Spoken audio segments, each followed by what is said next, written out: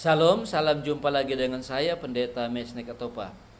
Pembahasan kita kali ini berjudul Yesus sebagai Guru Agung.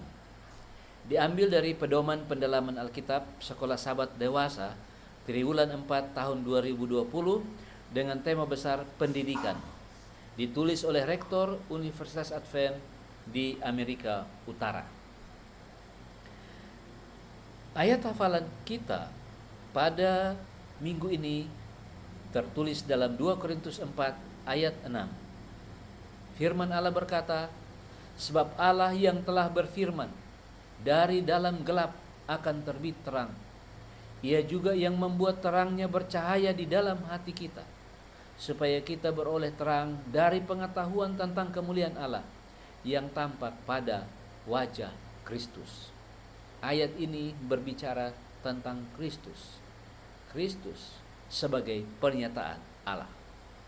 Pokok pikiran minggu ini adalah Yesus adalah pernyataan Allah yang terakhir dan sempurna. Memang Alkitab menyatakan bahwa kita diciptakan di dalam gambar dan rupa Allah. Tetapi setelah dosa masuk ke dalam dunia ini, gambar dan rupa Allah yang ada di dalam diri kita hilang, pudar, kabur, tidak dapat dilihat lagi. Maka Yesus datang ke atas dunia ini sebagai pernyataan dari Allah yang sempurna, sehingga ketika orang melihat Yesus, mereka melihat Allah. Langkah-langkah untuk memahami pelajaran minggu ini kita bagi dalam dua bagian besar, yaitu Yesus Guru yang kekal, dan yang kedua adalah jalan panjang yang dilalui Guru Agung itu. Kita mulai bagian yang pertama, yaitu Yesus Guru yang kekal. Pada saat kita belajar tentang sekolah di Eden, kita mendapat kebenaran yang menyatakan bahwa Yesus adalah guru di sekolah Taman Eden, sementara Adam dan Hawa adalah muridnya. Waktu itu Adam dan Hawa belum jatuh ke dalam dosa. Mereka berbicara muka dengan dengan Tuhan. Itu sebabnya kemudian Yohanes yang kekasih mencatat bahwa Yesus mendeklarasikan dirinya dalam Wahyu 1 ayat 8. Aku adalah Alfa dan Omega, firman Tuhan Allah, yang ada dan yang sudah ada, dan yang akan datang, yang maha kuasa. Ini memberikan kebenaran kepada kita bahwa Yesus sudah ada. Bukan sudah ada 2000 tahun lalu, tetapi sudah ada jauh sebelum dunia ini diciptakan.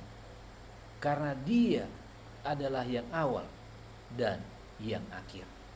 Ayat yang lain di dalam Wahyu 1 ayat 17 firman Allah berkata, Aku adalah yang awal dan yang akhir. Bahkan Nabi Yesaya juga mencatatnya bahwa Dia adalah yang awal dan yang akhir. Karena Dia adalah yang awal dan yang akhir, maka apa yang disebutkan bahwa Yesus adalah guru Adam dan Hawa di Taman Eden tidaklah salah. Dan jika saja mereka mengenalnya, atau sekarang mereka ada sekarang ini, dan ketika kita tanya kepada Adam dan Hawa, maka mereka akan menjawab kepada kita bahwa yang menyatakan aku adalah yang awal dan yang akhir, aku adalah yang Alfa dan Omega, adalah guru mereka di Taman Eden. Sebagai guru, Allah berbicara muka dengan kedua muridnya, yaitu Adam dan Hawa. Mereka dapat mempelajari apa saja yang ada di dalam alam semesta ini, menanyakan apa saja, karena Allah siap memberikan solusinya. Sebelum kita berangkat lebih jauh, saya mau mengingatkan kita bahwa Adam dan Hawa adalah murid, Allah adalah guru, dan alam semesta adalah buku textbook, buku pegangan yang mereka pelajari. Atau dengan kata lain, ada 3 buku besar yang bercerita tentang Allah, menceritakan tentang Allah. Yang pertama adalah alam, yang kedua adalah Alkitab, dan yang ketiga adalah Yesus sendiri. Dan ketiga buku besar ini diserang habis-habisan. Mengapa? Supaya kita tidak mengenal karakter Allah yang sesungguhnya. Alkitab diserang, dikritik, dianggap palsu, dianggap bukan firman Allah, dianggap ditambah-tambah, dianggap Paulus adalah penambahnya, dan macam-macam, habis diserang. Alam pun demikian, diserang habis-habisan oleh apa yang disebut dengan ilmu pengetahuan. Alam rusak oleh banjir, alam rusak oleh gempa bumi, alam rusak oleh karena ulah daripada manusia, sehingga gambaran Allah di dalam Alkitab, gambaran Allah di dalam alam menjadi kabur. Itu sebabnya Yesus datang untuk menerangi kembali akan pemahaman manusia tentang karakter Allah. Itu sebabnya di dalam Kolose 1 ayat 16 firman Allah berkata, karena di dalam Dialah telah diciptakan segala sesuatu yang ada di sorga dan yang ada di bumi, yang kelihatan dan yang tidak kelihatan, baik singgasana maupun kerajaan, baik pemerintah maupun penguasa. Segala sesuatu diciptakan oleh Dia dan untuk Dia. Ini kembali menyatakan bahwa Yesus sudah ada sebelum dunia ini. Bahkan Dialah yang telah menciptakan dunia ini. Dialah yang sudah menciptakan segala sesuatu. Tiba satu saat ketika Adam dan Hawa lebih percaya kepada guru lain, yaitu setan, sehingga mereka harus jatuh ke dalam dosa. Saat yang sama putuslah komunikasi muka dengan muka dengan guru agung itu. Jika saja Adam dan Hawa, khususnya Hawa, ketika mendengar ular itu berkata kepadanya, apakah buah pohon di dalam tengah-tengah taman ini boleh dimakan? Kemudian Hawa mengatakan kepada ular itu, sebentar, aku akan bertanya kepada guru. Maka dia tidak akan jatuh ke dalam dosa. Tetapi oleh karena dia mengandalkan kemampuannya, maka dia pun jatuh ke dalam dosa. Adam dan Hawa meninggalkan sekolah mereka dan kehilangan suara merdu serta kelembutan dari guru agung itu. Alam yang menjadi buku utama pelajaran mereka mengalami kerusakan alamiah. Selain itu, alam diserang dari berbagai sisi oleh apa yang disebut dengan ilmu pengetahuan. Pertanyaannya adalah, di mana guru agung yang pernah mengajar Adam dan Hawa muka dengan muka itu? Di mana ketika Adam dan Hawa mengalami kesulitan, di mana guru agung itu? Pertanyaan ini terus berkumandang sampai pada hari ini. Apakah kita masih bisa mengandalkan Dia sebagai guru agung? Apakah kita masih bisa berharap kepadanya sebagai guru agung kita? Jalan panjang yang dilalui guru agung itu akan dinyatakannya kepada kita sekarang. Tidak diduga oleh Adam dan Hawa, guru agung itu menjanjikan pemulihan bagi murid-murid yang telah bersalah itu. Guru agung itu menyediakan jalan pulang bagi murid-muridnya yang bersalah itu. Di dalam Kejadian 3 ayat 15, firman Allah berkata, Aku akan mengadakan permusuhan antara engkau dan perempuan ini, antara keturunanmu dan keturunannya. Keturunannya akan meremukkan kepalamu, dan engkau akan meremukkan tumitnya. Inilah janji kedatangan Yesus Kristus, Guru Agung itu, sebagai guru agung untuk kedua kalinya. Karena dia adalah guru agung Adam dan Hawa di Taman Eden.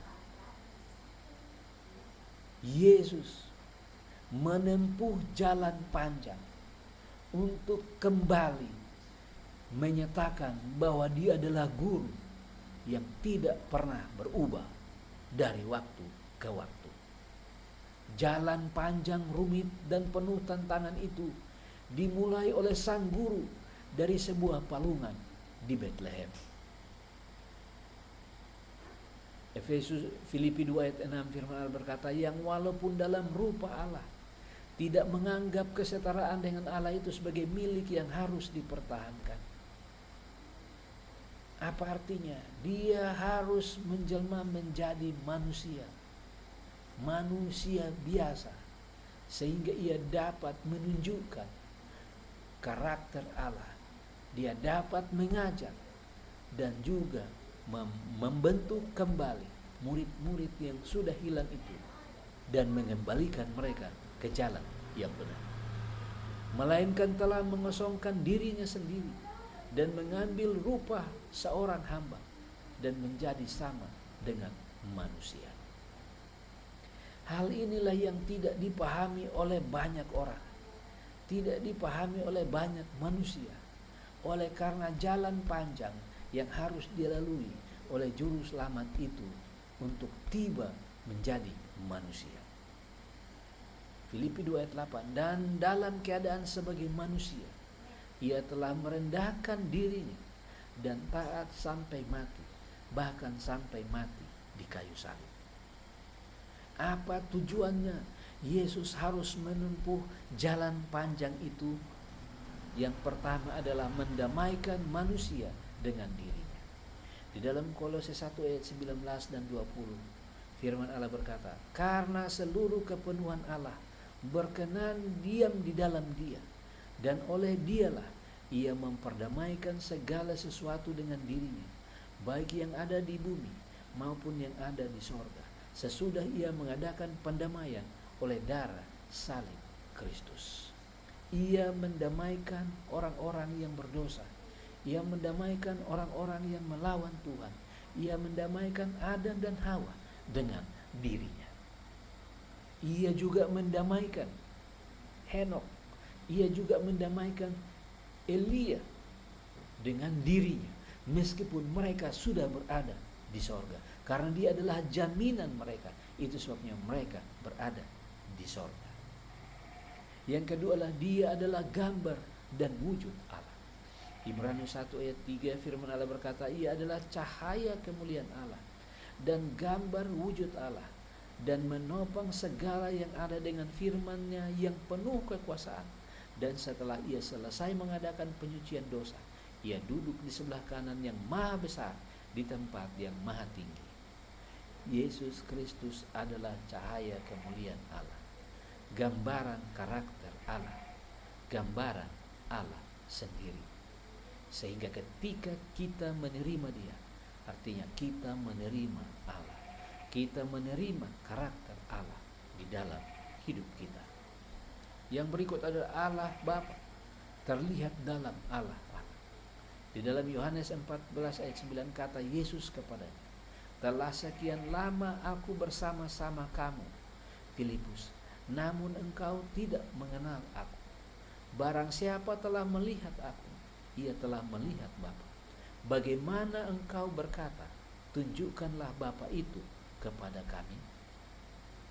Ada di antara kita yang sudah mengikuti Yesus 10 tahun.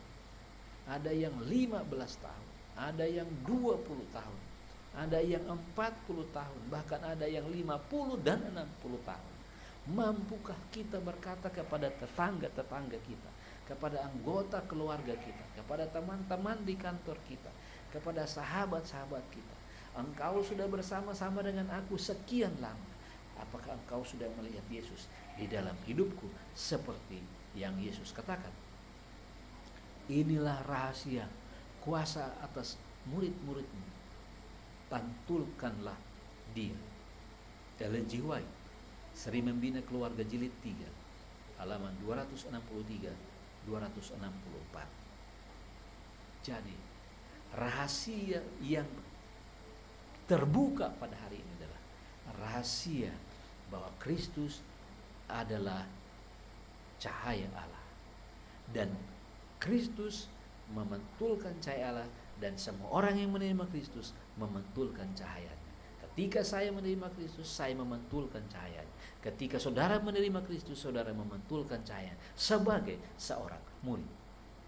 Ringkasan pelajaran kita sepanjang minggu ini adalah seluruh hidup dan pelayanan Yesus di atas dunia ini adalah mengajar, menyembuhkan, dan memberi makan kepada orang banyak. Kemanapun ia pergi, ke gunung, ke tepi danau, ke rumah-rumah orang miskin, di jalan, ada banyak orang yang mendapat kesembuhan, mendapat pengampunan, dan mendapatkan kehidupan yang baru.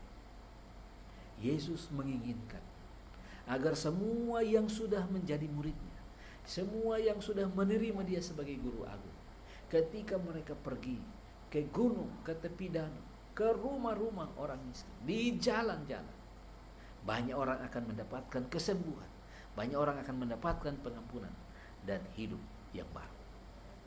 Tantangan dari orang-orang Farisi, tantangan dari orang-orang Saduki, ahli Taurat, bahkan dari murid-muridnya sendiri, tidaklah membuat dia berhenti mengajar, tidak membuat dia berhenti menyembuhkan dan mengaruniakan hidup baru bagi mereka yang sungguh-sungguh datang kepadanya. Ia menghidupkan kembali nilai-nilai yang hilang di Taman Eden, dan ia sedang memimpin umatnya kembali ke Taman Eden surgawi. Jika Anda menerima dia sebagai guru, persiapkan hidup Anda untuk berjalan bersama-sama dengan dia. Persiapkan hidup Anda untuk dibentuk, untuk pulang ke rumah di sorga. Guru agung yang tak pernah lelah untuk berjalan dari satu tempat ke tempat lain, memanggil mereka yang hilang dan membawa mereka pulang ke rumah. Ia lebih peduli dengan orang-orang yang sengsara daripada dirinya sendiri. Panggilan kepada kita adalah Yohanes 20 ayat 21. Maka kata Yesus sekali lagi, damai sejahtera bagi kamu, sama seperti Bapa mengutus aku, demikian juga sekarang aku mengutus kamu. Yesus katakan, aku sudah diutus oleh Bapa ke dunia ini menjadi guru, memantulkan dia. Maka sekarang aku mengutus kamu untuk menjadi guru dan memantulkan dia seperti aku memantulkan dia. Itu sebabnya di dalam Matius 28 ayat 19. Karena itu pergilah, jadikanlah semua bangsa muridku dan baptislah mereka dalam nama Bapa dan Anak dan Roh Kudus. Di sini ada unsur murid, unsur sekolah.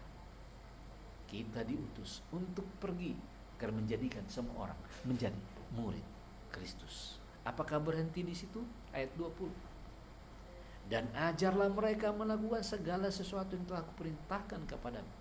Dan ketahuilah aku menyertai kamu senantiasa sampai pada akhir zaman. Jadikan mereka murid. Ajar mereka untuk hidup seperti Yesus. Mari kita menghidupkan kehidupan Yesus. Yesus kembali menekankan unsur murid dan guru, yaitu ajar, atau Yesus menggunakan pangkatnya, menggunakan jabatannya sebagai guru agung. Pergilah dan jadilah guru seperti Yesus. Mari kita berdoa. Bapa di sorga, Bapa yang baik, kami sudah belajar dari guru agung Yesus Kristus. Sebagaimana Tuhan Allah mengutus Yesus untuk datang ke dunia ini, Yesus mengutus kami untuk menjadikan semua bangsa murid dan mengajar mereka seperti Kristus mengajar kami. Biarlah hari ini sampai Yesus datang, kami akan menunjukkan dan mengamalkan hidup Yesus. Terima kasih oleh karena Tuhan mendengar dan menjawab doa kami. Karena kami minta di dalam nama Yesus, Tuhan dan Juru Selamat kami. Amin. Anda boleh menghubungi kami di Facebook Makaditi Pasti Mantap, email atau pm@mail.com atau pasenior@yahoo.com, atau juga pada telepon 0813 73 309 119. Tuhan Yesus memberkati kita semua.